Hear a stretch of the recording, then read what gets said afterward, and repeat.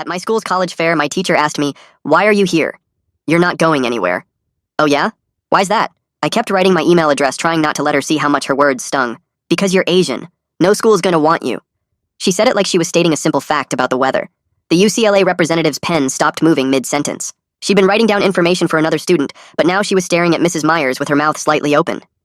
The other kid at the booth, a sophomore just browsing, took a step back like he didn't want to be associated with whatever was about to happen. "No school's going to want me because I'm Asian? Do you hear yourself?" I turned to face her, completely shocked. "I hear myself perfectly fine. Can you even see yourself?" She made a gesture at her eyes, mocking the racist stereotype. How creative. I turned back to the booth, hoping she'd just leave. My hand was shaking as I tried to finish writing my phone number. The pen skipped across the paper, leaving broken digits. The UCLA rep was frozen, like she couldn't believe a teacher would say this at her booth. Behind Mrs. Myers, I could see other students starting to notice the confrontation. Some had their phones out, probably already recording. The college fair was packed with juniors and seniors exploring their options. Tables lined the gym with representatives from schools all over California. Stanford's red banner hung next to UC Davis's blue and gold. The smell of cheap pizza from the concession stand mixed with too much Axe body spray. I'd been looking forward to this for weeks. My parents had both gone to community college, and I wanted to be the first in my family to go to a 4-year university. I had a 4.2 GPA and was president of the robotics club, but apparently none of that mattered to Mrs. Myers. She taught AP Chem and had always seemed to have it out for me. When I got the highest score on the midterm, she accused me of cheating, made me retake it in front of her during lunch while she watched my every move. When I got the same score, she just huffed and said the test must have been too easy. When I won the school's essay contest, she said I must have had help. Probably my tiger parents, she'd muttered just loud enough for me to hear. But this was a new low even for her, saying this stuff out loud at a college fair where actual admissions people could hear. Other teachers were starting to notice too. Mr. Rodriguez from the math department was frowning from across the gym. Miss Miller, the Mandarin teacher, looked horrified, but none of them moved to intervene. They just watched like this was some uncomfortable performance they had to sit through. I moved to the Berkeley table, trying to put distance between us. The representative smiled and handed me a brochure about their engineering program. She was a young black woman who looked like she'd probably dealt with her own share of discrimination. Her smile was encouraging, but her eyes kept flicking to Mrs. Myers, who had followed me. "Great programs for robotics," the rep said pointedly. "We'd love to see your application."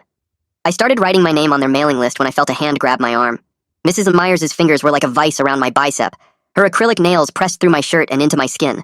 The pen jerked across the paper, leaving a black line through the sign-up sheet. Mrs. Myers pulled me away from the table with surprising force. "How about we let the other students get a chance?" The Berkeley rep stood up. "Excuse me, he was in the middle of—" "I'm handling a disciplinary issue with my student," Mrs. Myers cut her off. "Please continue with others. What is your problem?" I yanked my arm free and didn't care that people were starting to stare. A crowd was forming now. Kids from my AP physics class. The volleyball team is still in their practice clothes. Even some parents who'd come to check out schools with their kids. Everyone's phones were definitely out now. Mrs. Myers' face was turning red, and a vein in her forehead was starting to throb. She leaned in close, and I could smell coffee on her breath mixed with something sour. Her voice dropped to a hiss meant just for me, but loud enough for others to catch pieces. "Your kind is always getting in the way of smart, bright, white students. I'm not going to stand for it. Someone needs to speak up against you little diversity warriors." Her nails were digging into my skin through my shirt, deep crescents that would probably leave marks. I could feel warm drops where she'd broken skin. Behind her shoulder, I could see Richard Duncan waiting to talk to the Berkeley rep. He was white and had a 3.8 GPA. Solid, but not spectacular. Apparently, he was the kind of student Mrs. Myers thought deserved opportunities. The kind who wouldn't take spots from real Americans, as she'd once called them in class. "Get off me!" I pushed her hands away harder than I meant to. Mrs. Myers stumbled backward in her heels. The thin carpeting over the gym floor provided no traction. Her ankle twisted at an ugly angle, and she went down hard, landing on her hip.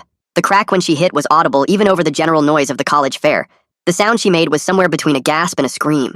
Paper brochures scattered around her like confetti. The entire college fair stopped to look at us. A circle formed, just like when kids fight in the hallway. "He hurt me."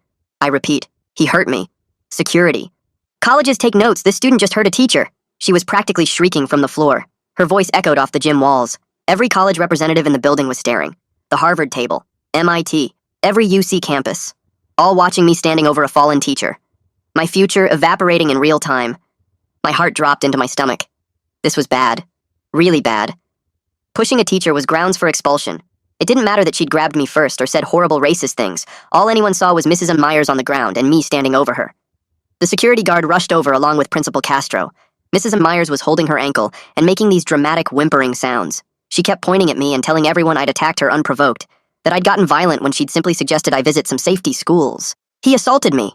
This young man has anger issues. My legs wouldn't move as Mrs. Myers rolled on the gym floor clutching her ankle. Her shrieks bounced off the walls and ceiling, while dozens of phones stayed pointed at us recording everything. Principal Castro pushed through the crowd and put his hand on my shoulder, pulling me backward. "Step back and don't say anything," he said quietly. The security guard bent down to help Mrs. Myers sit up against the Berkeley table. She kept screaming about assault while pointing at me with her finger shaking. The guard grabbed my elbow and started walking me toward the far corner of the gym away from the crowd. Behind us, Mrs. Myers was getting louder, telling Principal Castro I'd attacked her for no reason. The nurse rushed in with her medical bag and knelt beside Mrs. Myers, checking her ankle. Castro started asking kids nearby what they'd seen, but Mrs. Myers kept yelling over everyone. "He's violent and dangerous," she shouted. More parents and students pushed closer to see what was happening. My stomach felt sick watching everyone stare at me like I was some kind of criminal. The Berkeley representative stepped around the growing crowd and walked straight to Principal Castro. She spoke quietly, but I could see her gesturing toward the table where it happened. Castro's eyebrows went up, and he started nodding as she talked. Mrs. Myers tried to interrupt, but the nurse was asking her to stay still for the ankle exam. The Berkeley rep kept talking and pointing at Mrs. Myers, then at me.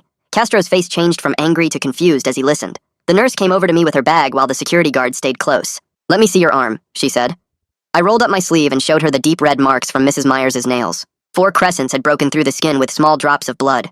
The nurse took out her phone and started taking pictures from different angles. She pulled out antiseptic wipes and cleaned each mark carefully. "These are pretty deep," she said while writing notes on her clipboard. Principal Castro walked over and looked at my arm with his mouth tight. He pulled out his phone and made a call while the nurse put small bandages on the worst scratches. I heard him asking someone to come to the school right away. The security guard led me out of the gym through the side door while everyone watched. We walked down the empty hallway to the main office where Castro's secretary looked up surprised. The guard opened Castro's office door and told me to sit in the chair facing the desk. Through the window, I could see kids leaving the gym with their parents all talking and looking at their phones. Castro came in 20 minutes later and sat behind his desk rubbing his forehead. He dialed a number and handed me the phone saying my parents needed to hear this from me. My mom answered on the second ring, and I tried to explain what happened, but my voice kept cracking. She said they were leaving work immediately and would be there in 15 minutes. Castro took the phone back and talked to her in his serious principal voice about procedures and investigations. While we waited, he typed on his computer and made more phone calls to district people.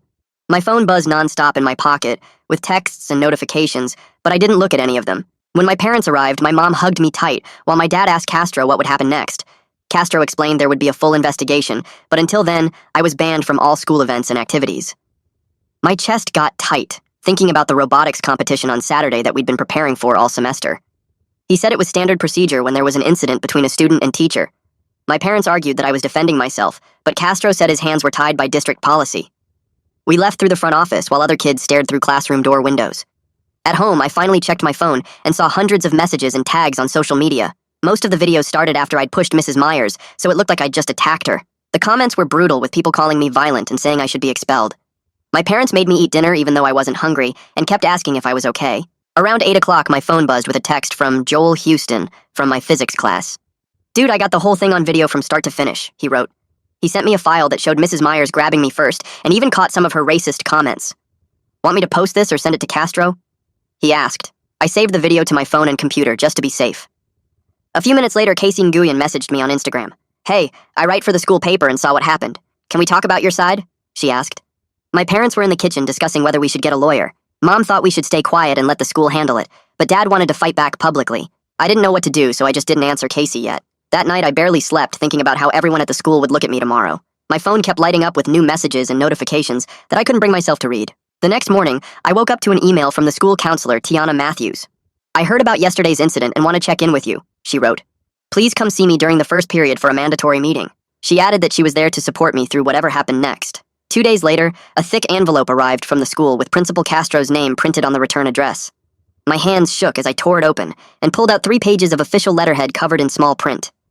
The first paragraph explained that a formal investigation had been opened regarding the incident at the college fair. The second paragraph listed everything I needed to do, including writing a detailed statement about what happened and attending a disciplinary hearing scheduled for next week. The language was cold and formal, like I'd already been found guilty of something terrible. My mom read it over my shoulder, and her face got tight with worry. She grabbed her phone and started texting my dad, who was still at work. While she was typing, I checked my phone and saw that Twitter was going crazy with videos from the college fair.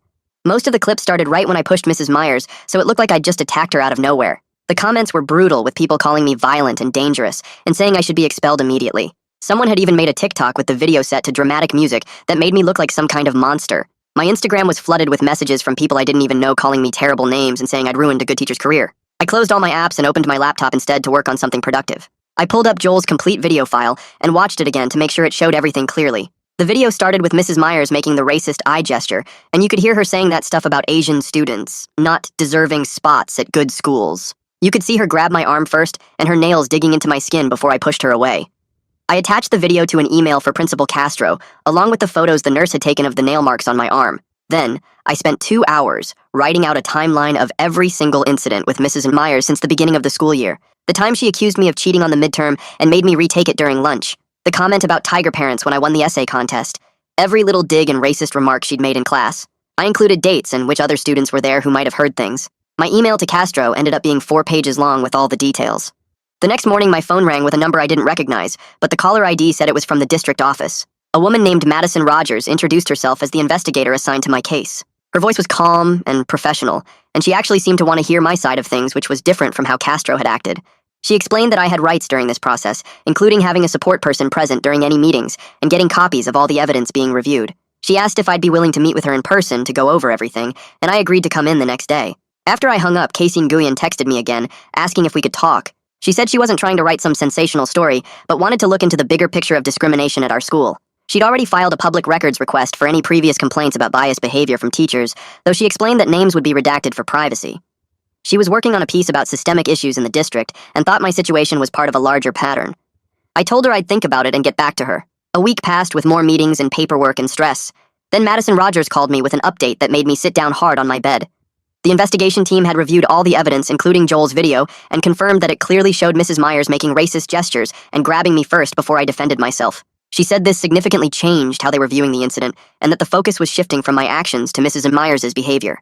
She couldn't promise any specific outcome, but her tone was encouraging for the first time since this whole mess started. That same afternoon, an email went out to all students from the teachers' union with a subject line about defamation and legal consequences. The email warned that anyone who had posted videos or made public statements about the incident could face lawsuits for damaging a teacher's reputation. My parents read it and got worried that witnesses might get scared and not want to help anymore. But Joel texted me right away saying he wasn't backing down and that the union was just trying to intimidate people. He said the truth was the truth, and he'd already sent copies of his video to multiple people for safekeeping. Later that evening, I got an email that made me actually smile for the first time in days. The Berkeley representative had reached out directly to encourage me to still apply to their engineering program.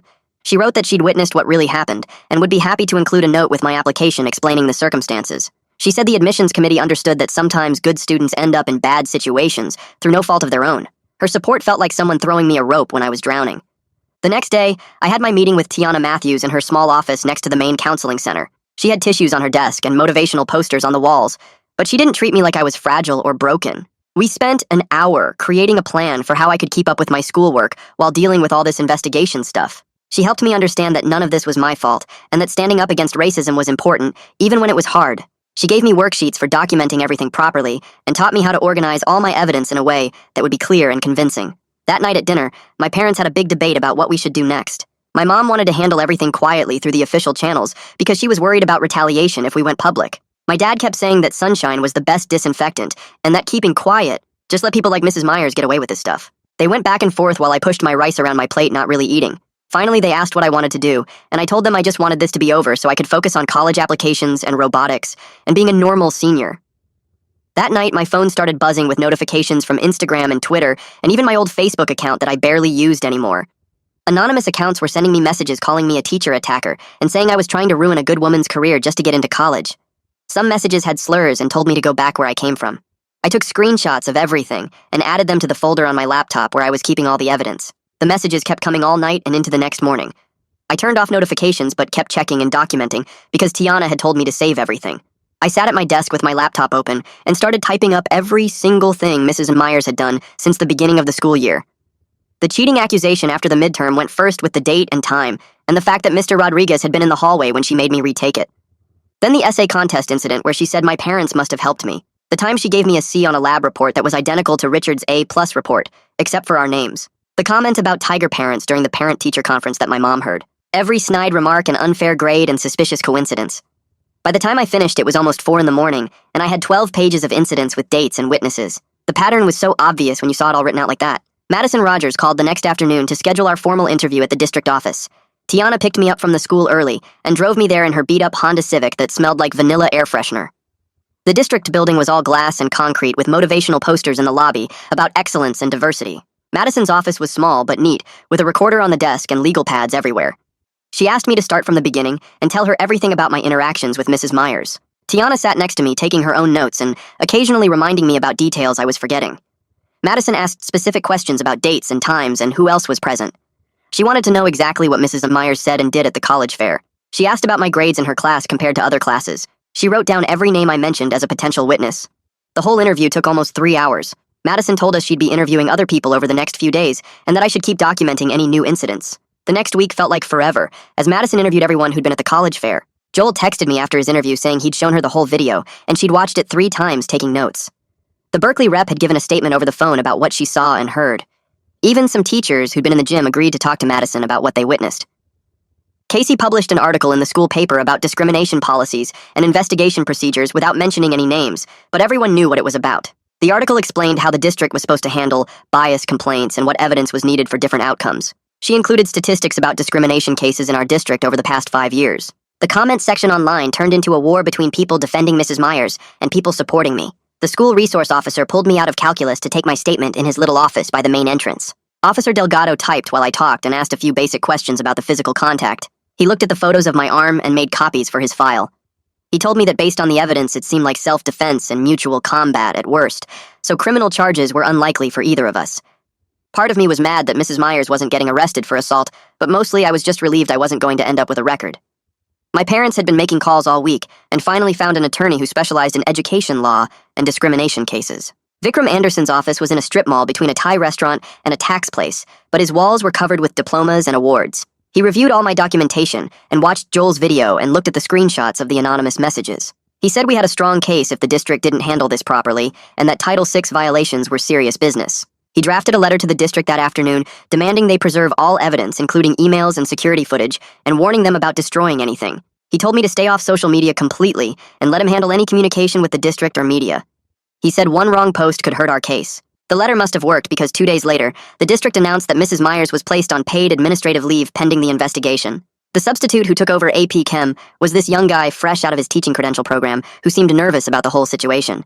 Teachers were whispering in the hallways about it, and you could tell who supported Mrs. Myers by how they looked at me. Miss Miller smiled at me in the hallway, but Mr. Peterson from the English department turned and walked the other way when he saw me coming. Then another video showed up on the school's anonymous confession page, shot from behind the Stanford table. This angle showed Mrs. Myers' hand wrapped around my arm and her nails digging in before I pushed her away. You could even see the red marks on my skin when she let go. The video had already been shared hundreds of times before lunch, and even some kids who'd been calling me violent started saying maybe there was more to the story. Principal Castro called me into his office the next morning and told me he was lifting my event ban effective immediately. He pushed a paper across his desk, showing that a substitute would be covering AP Chemistry for the rest of the year. My hands shook a little as I signed the acknowledgement form. The robotics competition was this Saturday, and I could actually go now. Walking back into school felt weird with everyone staring and whispering. Some kids nodded at me in support while others turned away.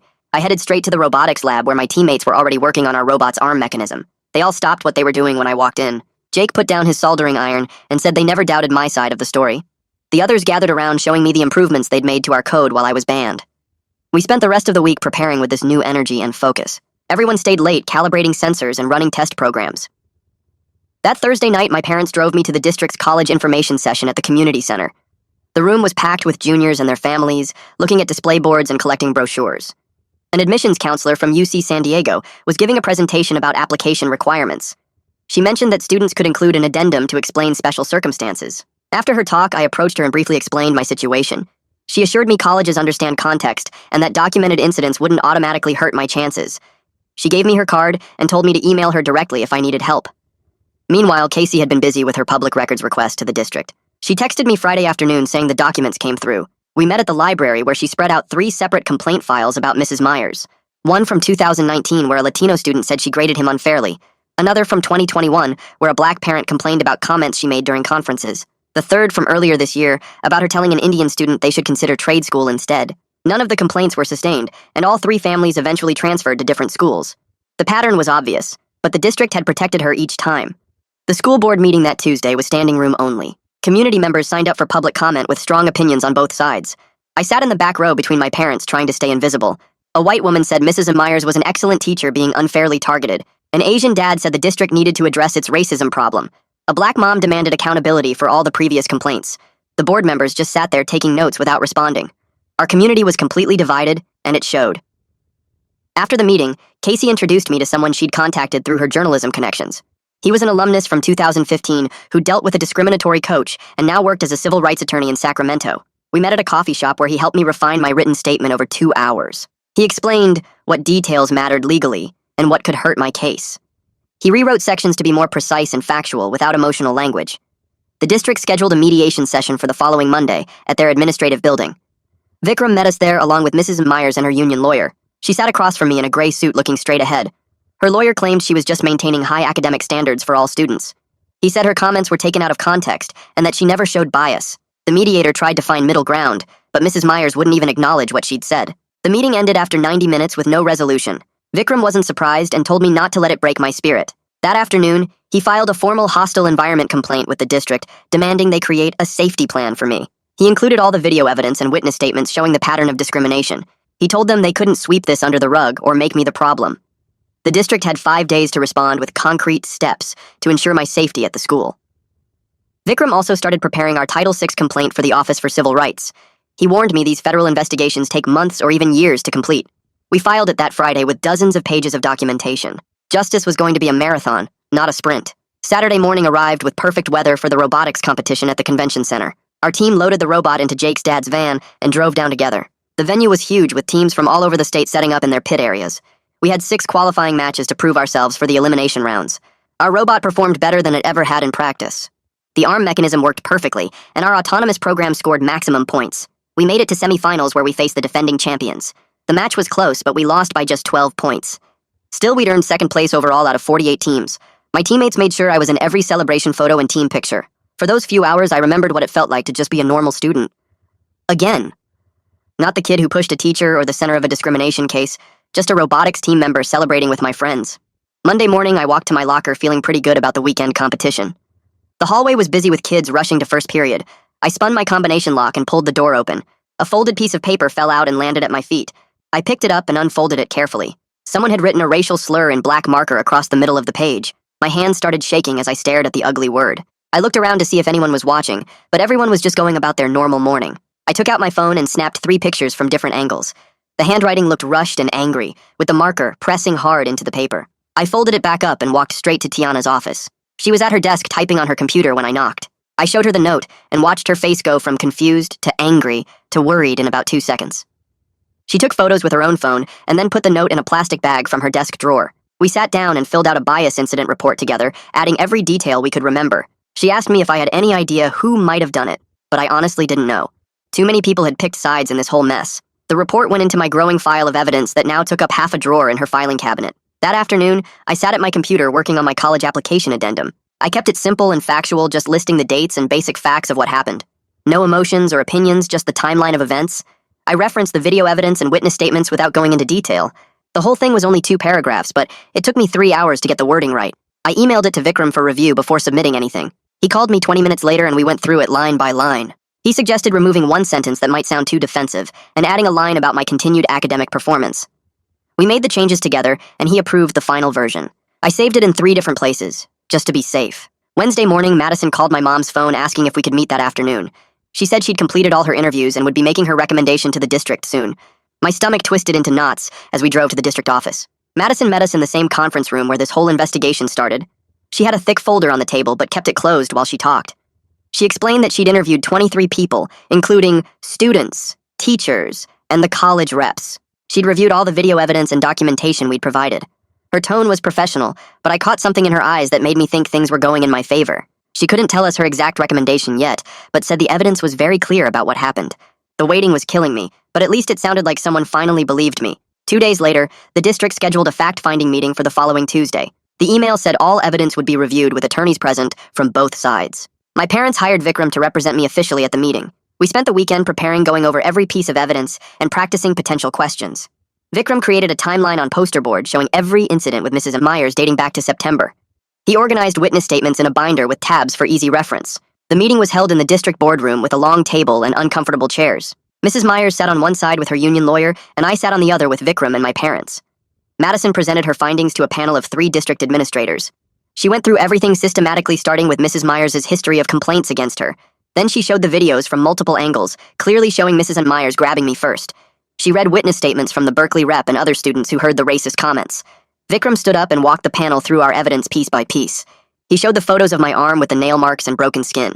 He presented the pattern of discrimination with specific examples and dates. He explained how my push was a defensive reaction to being physically assaulted by a teacher. The union lawyer tried to argue that I used excessive force, but Vikram shut that down quickly. He pointed out that Mrs. Myers outweighed me by at least 40 pounds and had grabbed me hard enough to break skin. He showed frame-by-frame video, proving I only pushed her hands away, not her body directly. The panel asked questions for another hour before calling a recess.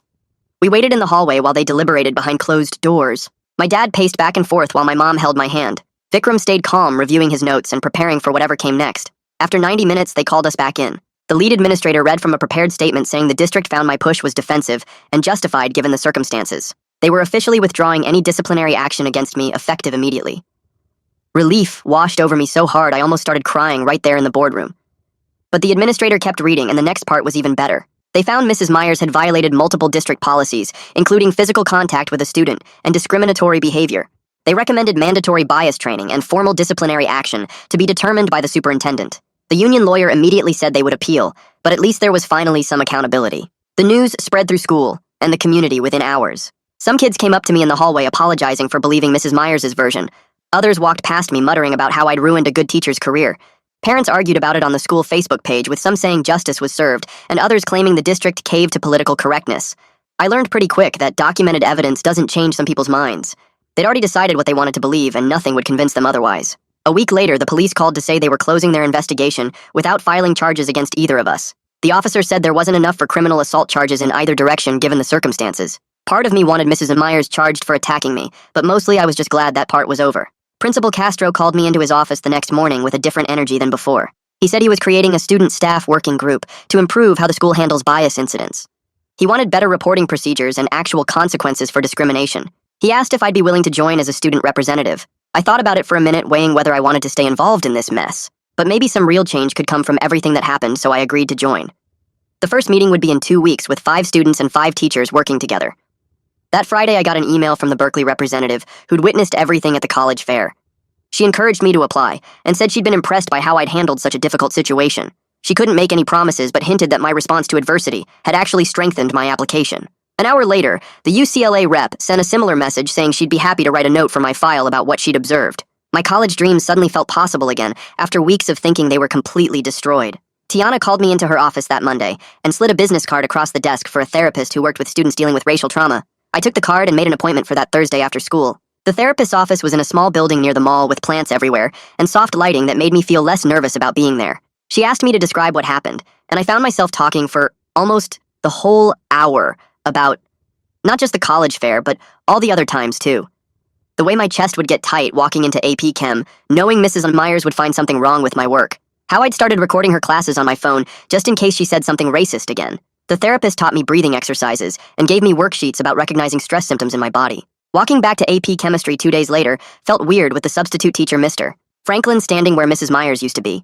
He was younger and smiled when I walked in, which already made the room feel different. Some kids I barely knew nodded at me or moved their backpacks so I could sit near them. Sarah from my lab group whispered that she never believed what Mrs. Myers said about me being violent. During lunch, Casey showed me the email from the Office for Civil Rights, saying they'd received our complaint and would investigate within the next 12 months. A whole year seemed forever, but Vikram had warned me these things moved slowly through government systems. That afternoon at robotics practice, Coach Anderson announced we'd qualified for the state championship based on our regional scores. Everyone cheered and started talking about what modifications we needed to make to our robot's arm mechanism.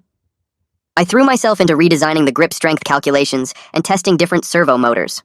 Working on something I was good at reminded me I was more than just the kid who pushed a teacher. The district sent out an email that Friday announcing mandatory anti-bias training for all staff starting next month. They were also launching an anonymous reporting system where students could report discrimination without giving their names. Madison called to tell me this was partly because of our case, though they couldn't say that publicly. I spent that weekend working on my college applications with my parents, helping me proofread everything. My dad stayed up late helping me format my robotics portfolio, while my mom made sure I had all my transcripts ready. I wrote thank you emails to the Berkeley rep and the UCLA rep who'd supported me. The Berkeley rep wrote back immediately saying she was glad to help and looked forward to reading my application. I added notes to Joel and Casey and even Mr. Rodriguez, who'd finally spoken up during the investigation. Submitting each application felt like dropping a heavy rock I'd been carrying for weeks. Someone at the school told me Mrs. Myers was still on leave while her union fought the district's disciplinary action. Part of me wanted to know if she'd ever come back, but I decided to stop checking the school board meeting minutes. She'd probably get reassigned to another school if she won her appeal, but that wasn't my problem anymore.